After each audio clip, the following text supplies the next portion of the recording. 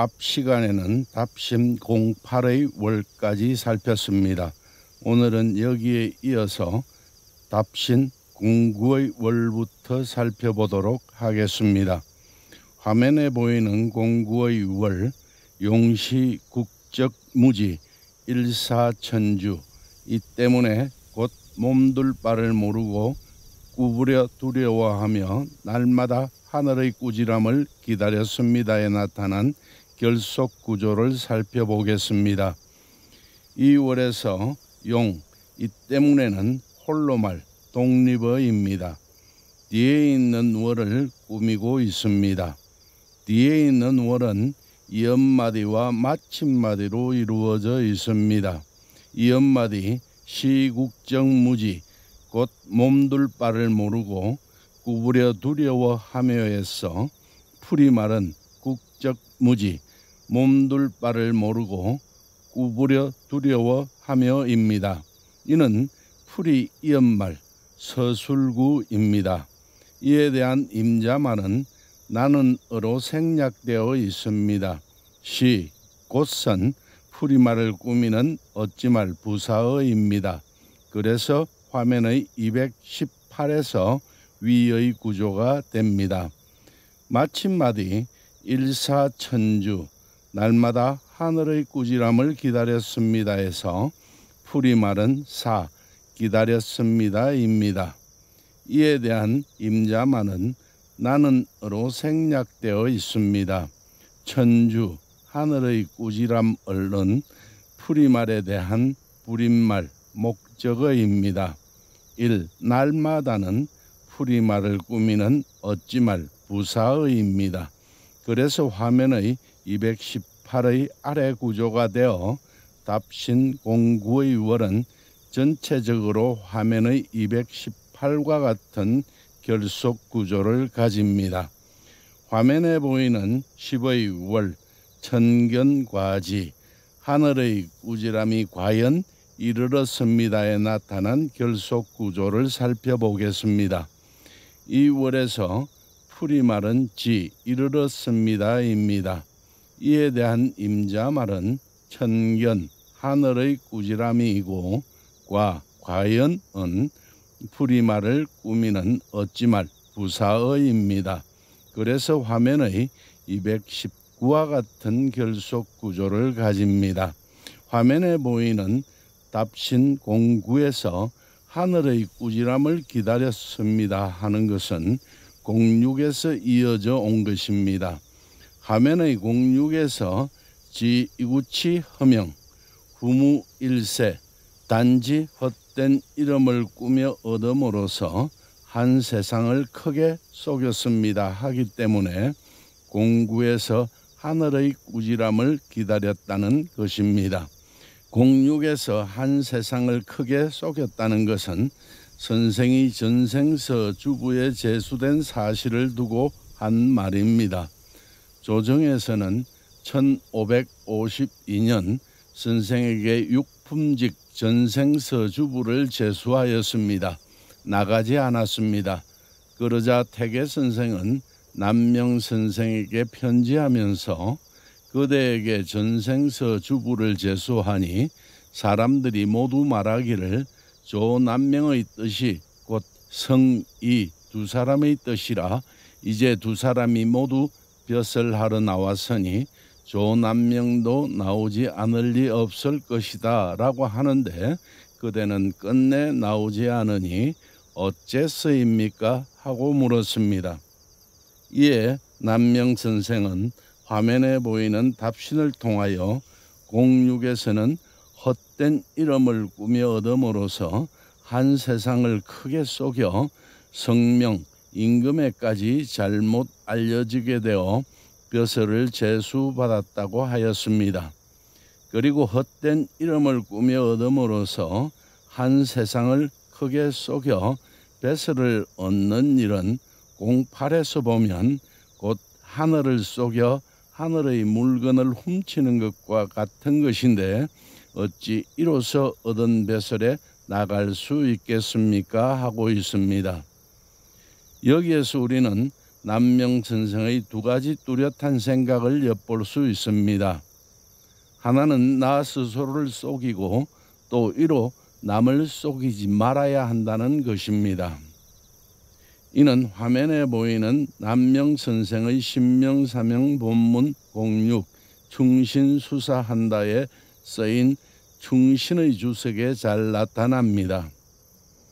여기에서 선생은 충신, 오상실리, 무이로자기, 식료, 충신, 오상의 실제 이치이다. 털 것만큼도 스스로를 속이지 말아야 한다. 식료에 해당한다고 하였습니다. 충신은 오상실리, 오상의 실제 이치입니다. 오상은 사람이 지켜야 할 5가지 도리를 말하는 것으로 인의, 예, 지, 신 5가지입니다.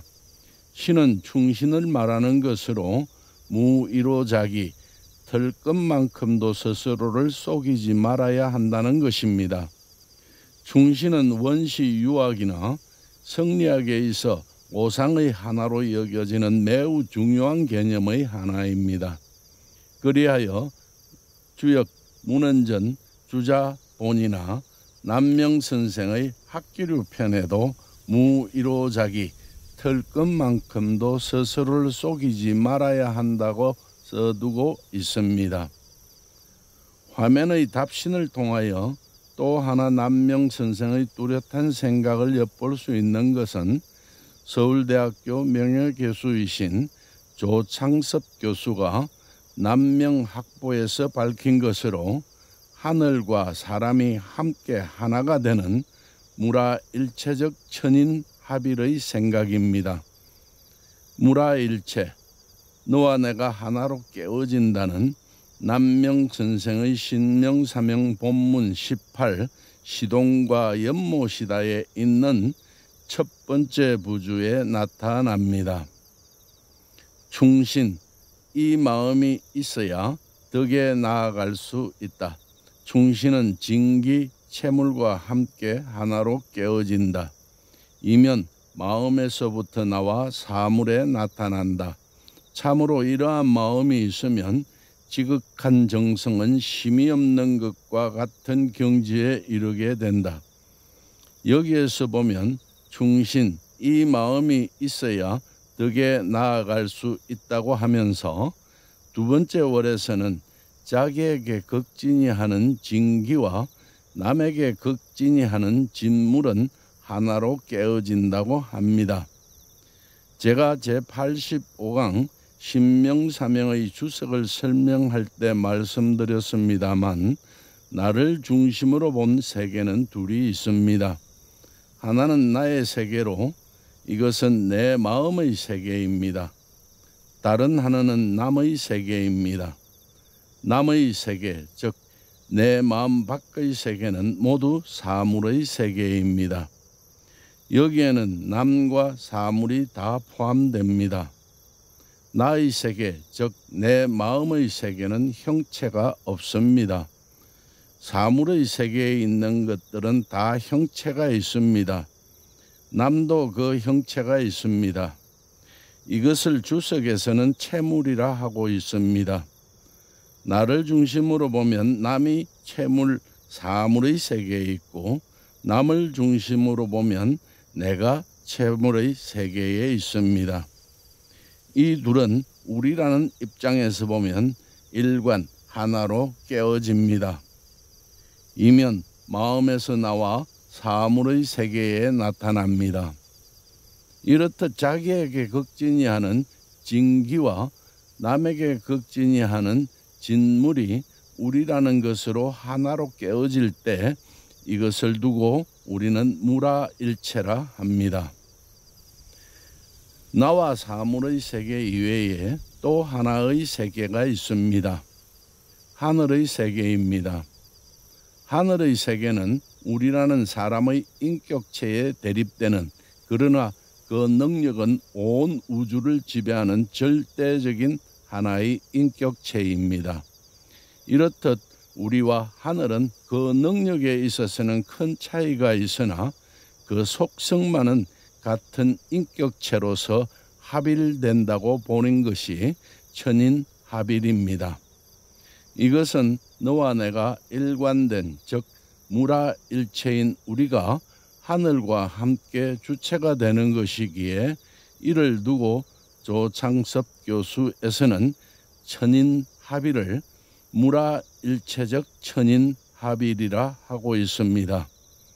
천인합일의 생각은 우리 사람의 삶이 하늘에 전달되기도 하고 하늘의 뜻이 또 사람들에게 전달되기도 한다는 생각인데, 유학이나 성리학에서는 하늘과 사람의 뜻이 하나를 이루는 접점을 찾아야 한다고 하면서 이것을 천인합일이라 하기도 합니다. 사람의 삶이 하늘에 전달되기도 하고 하늘의 뜻이 또 사람들에게 전달되기도 한다는 생각은 맹자에도 나타납니다. 맹자장구 상5에 하늘이 보심은 우리 백성들이 보는 것을 따르고 하늘이 들으심은 우리 백성들이 듣는 것을 따른다고 하고 있습니다. 남명선생도 같은 생각을 가지고 있었습니다. 하늘이 우리라는 사람에 대립되는 또 하나의 인격체로서 우리 사람의 삶에 직접 작용한다고 보았습니다. 이러한 선생의 생각은 남명선생이 지은 미남부에서도 찾을 수 있습니다. 화면에 보이는 선생의 미남부 29, 30에서 보면 29에서 민소욕이 필종, 하늘은 백성이 원하는 것을 반드시 따라주니 30에서는 식부모지어자, 이는 부모가 자식에 대해서와 같다고 하고 있습니다. 그리고 오늘 우리가 살피고 있는 답신 06부터 10까지의 월도 남명선생이 가졌던 이러한 생각, 즉 무라일체적 천인합일의 생각을 바탕으로 쓰여진 것입니다. 화면에 보이는 선생의 생각을 살펴보면 06에서 한 세상을 크게 속이고 07에서 성명에까지 잘못 알려지게 됨으로써 이로 말미암아 08에서 하늘의 물건을 훔치는 것과 같은 결과, 즉 벼슬을 얻게 되었다는 것입니다. 그리하여 09에서는 날마다 하늘의 꾸지람을 기다렸는데 10에서 천견과지, 하늘의 꾸지람이 과연 이르렀습니다 하였습니다. 하늘의 꾸지람은 다음 월 11부터 14까지에 나타나 있습니다. 화면을 보면 하늘의 꾸지람은 모두 세 가지입니다. 하나는 남명선생이 세상을 속임으로써 임금을 속이고 또 이로 하늘을 속인 결과로 내려진 하늘의 꾸지람이 11에서는 지난해 겨울에 돌연 허리와 등이 한 달 남짓 쑤시고 아프더니 갑자기 오른쪽 다리를 절게 되었다는 것이고, 둘은 12에서 행인들 무리에 나란히 설 수도 없을 정도여서 평지도 걷기 어렵고, 셋은 13에서 모든 사람들에게 이러한 단점을 숨길 수 없게 되었다는 것입니다. 그리하여 14에서는 감가소탄, 심히 비웃고 탄식할 일입니다 하고 말함으로써 하늘의 꾸지람으로 남들은 나를 심히 비웃게 되었고 나는 탄식하게 되었다고 합니다. 이러한 까닭에 결국에는 뱃설에 나오라고 하는 조정에서의 말이나 당신의 청을 들어드릴 수가 없게 되었다는 것입니다.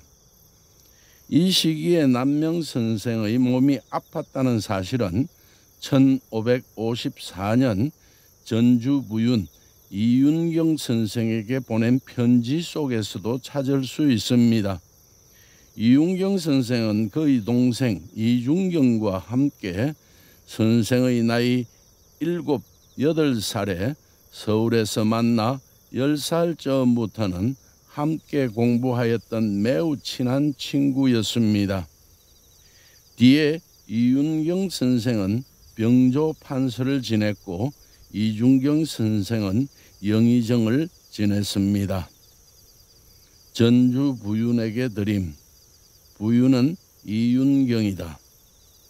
외딴 곳에 쓸쓸히 살다 보니 공의 생사와 기륭에 대해 전혀 소식을 듣지 못하였습니다. 다행히 신자함을 통해 공의 안부를 물으니 올해 백제의 고도를 맡았다고 하더군요. 식도 이 세상에 머문 지 오래되어 세병이 매우 심합니다. 몇 년 전에 외아들을 잃어 상심이 이만저만이 아니었는데 늦게 차자를 얻었습니다. 여기에서 보면 식도 이 세상에 머문 지 오래되어 세병이 매우 심합니다 하고 있습니다. 시기로 보아 선생의 세병이 대개 이양 선생께 보낸 서신에서의 허리 통증이 아닌가 합니다. 오늘은 여기까지 하겠습니다.